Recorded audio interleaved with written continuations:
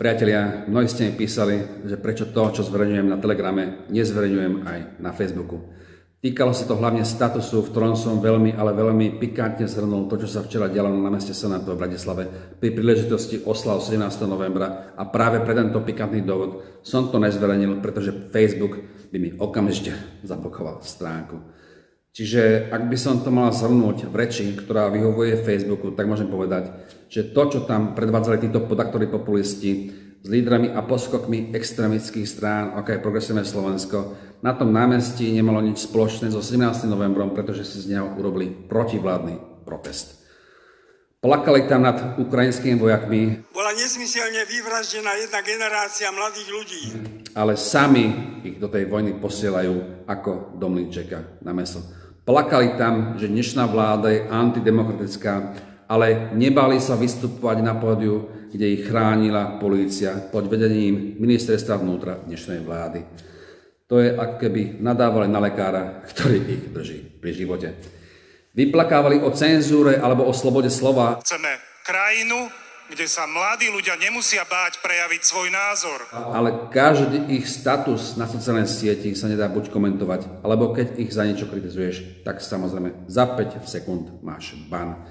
Hovorili tam niečo o vodných delách. Jednou osobou, ktorá sa nebála postaviť vodným delám ešte počas sviečkovej manifestácie.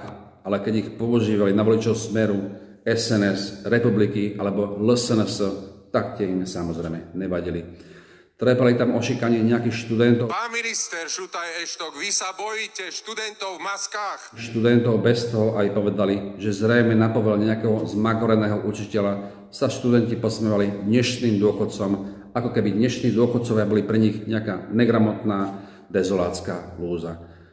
Ľudia, bol by som normálne zvedavý, ak by zajtra nejaký učiteľ povedal, aby sa jeho študenti zamaskovali za transsexuálov a s holými zadkami so zastrčeným údom medzi nohami si robili srandu, že takto vyzerajú voliči Progresívneho Slovenska.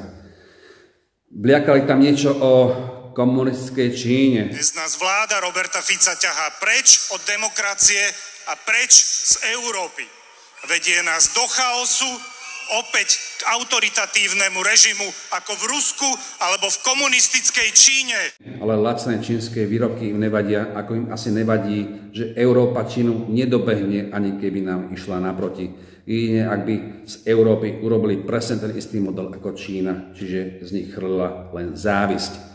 Vyprávali o zlom Rusku, ale samozrejme ruský plyn im nevadí. A viete, prečo sa dnes nenájde nejaké nemehlo, ktoré by ľuďom hustilo do hlav, aby šetrili plynom, čím by oslobili Putina a zastavili vojnu na Ukrajine? Preto, lebo už aj oni pochopili, že Rusko sa nezastaví pred ničím. Nie je to ešte pred pár idiotmi, ktorí majú plnú papulu absolútnych sprostostí. Strašili, že bude koniec demokracie, že na Slovensku bude znovu komunizmus, ale každý jeden, kto tam vystupoval, je nadcnutý na štátnu kasu ako počas komunizmu, alebo cez dotácie a nadácie platený zo štátnych prostriedkov. Ľudia im to samozrejme žrali ako seno a ako bonus za dôvernosť, že tam boli, ich nazvali vzdelanými a slušnými. A potom nakoniec tým pocitom vzdelanosti a slušnosti odišli naspäť do tých 50-60 ročných bytov postavených Husákom. Aby som to doplnil, tak všetci politici, ktorí podporovali Bidena, hlavne tých, ktorí obľúbovali rečami, že Spojené štáty americké nemajú s vojnou na Ukrajine spoločné, odnes považujem za vojnových štváčov. A pevne dúfam, že ak vypukne 3. svetová vojna a ja ju prežijem, tak tie hovedá si nájdem, pretože vojenská operácia medzi Ukrajinou a Ruskom vznikla na základe ukrajinských náckov na určitom území a 3. svetová by začala na základe amerických demokratov, ktorí po včerajšom rozhodnutí o raketách dlhého doletu ďaleko od náckov nemajú. Priatelia, to je bolo všetko a všetkým prajem príjemný zvyšok tohto večera. Majte sa krásne. Čaute.